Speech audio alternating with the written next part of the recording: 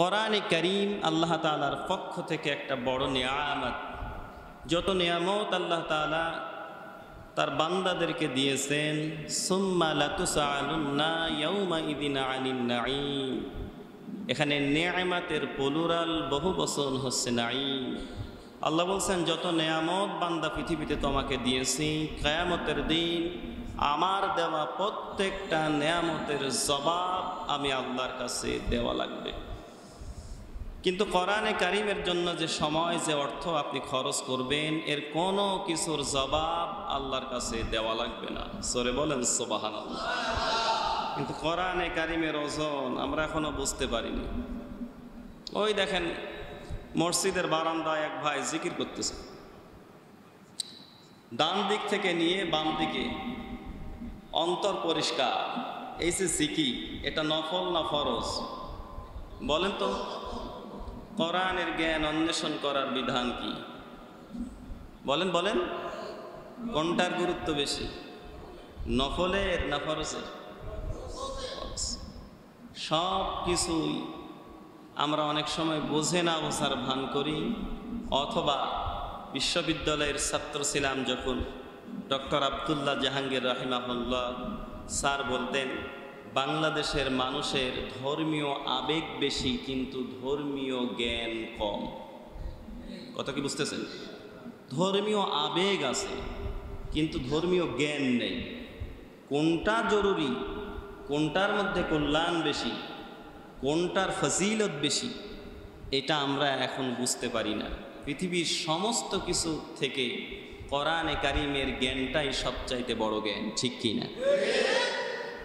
আল্লাহ রাব্বুল আলামিন বলেন, ওয়া ইন্নাহু লাযিকরুল লাকা ওয়া লিকাওমিকা ওয়া সাওফা তুসআলুন।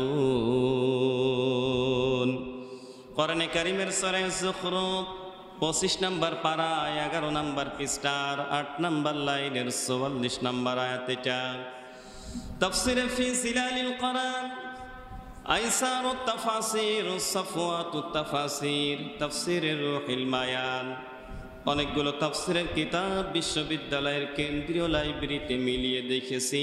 সমস্ত মুফাসসির আয়াতের ব্যাপারে একই বক্তব্য দিয়েছেন। সুবহানাল্লাহ পড়তে পারেন না? আল্লাহ পাক বলেন, ভেরিলি শিওরলি, ওয়া ইন্নাহু লাযিকরুল লাকা। এই যে কোরআন, এটা সাধারণ কোনো কিতাব নয়, এটা আল্লাহ পাক বলেন তোমাদের জন্য জিকির। এখানে জিকির মানে সুবহানাল্লাহ, আলহামদুলিল্লাহ, লা ইলাহা ইল্লাল্লাহ। অনেক সময় অনেক ক্ষেত্রে দেশের মানুষ জিকির বলতে শুধু এইগুলোই মনে করে, অথচ জিকিরের অনেকগুলো অর্থ। এর আগেও আমি আপনাদেরকে বলে থাকবো, যতগুলো জিকিরের অর্থ আছে তার মধ্যে জিকিরের অর্থ প্রধানত 5টি। জিকিরের 1 নাম্বার অর্থ, জিকির মানে কোরআন শরীফ। 2 নম্বরে জিকির মানে নামাজ। 3 নম্বরে জিকির মানে উপদেশ। 4 নম্বরে জিকির মানে আল্লাহর আইন ও বিধান। 5 নম্বরে জিকির অর্থ আল্লাহর স্মরণ। সুবহানাল্লাহ পড়তে পারেন না? এখানে আল্লাহ তাআলা কোরআনে কারীমকে উপদেশ এর বাণী হিসাবে আমাদেরকে দিয়েছেন, আর ডাক দিয়ে দিয়ে বলেছেন, ওয়া ইন্নাহু লাযিকরুল লাকা ওয়া লিকাওমিকা ওয়া সাওফা তুসআলুন। আল্লাহ পাক বলেন, হে নবী, অবশ্যই নিশ্চিতভাবে এই কোরআন হচ্ছে উপদেশের বাণী। এটা তোমার জন্য যেরকম উপদেশের বাণী, ওয়া লিকাওমিকা, যারা তোমার কওম হবে, দলভুক্ত হবে, তোমার উম্মত হবে, তাদের জন্য এই কোরআনে কারীমকে আমি আল্লাহ উপদেশের কিতাব হিসাবে দান করলাম। ওয়া সাওফা তুসআলুন, কিয়ামতের দিন সর্বপ্রথম আমি আল্লাহ তোমাদেরকে এইটাই জিজ্ঞাসা করব, বান্দা পৃথিবীতে এই কোরআন অনুযায়ী তুমি চলেছ তো? আমার ভাইরা, আরবি ব্যাকরণের কায়দায় কোনো শব্দের শুরুতে কদ সিন এবং সাউফা যদি যোগ হয় তাইলে তার অর্থ হয় খুব তাড়াতাড়ি। যেমন নামাজের একামতের মধ্যে আমরা বলি কদ কামাতিস সালাহ, এটা বলি না বলি না? কথা বুঝতেছেন?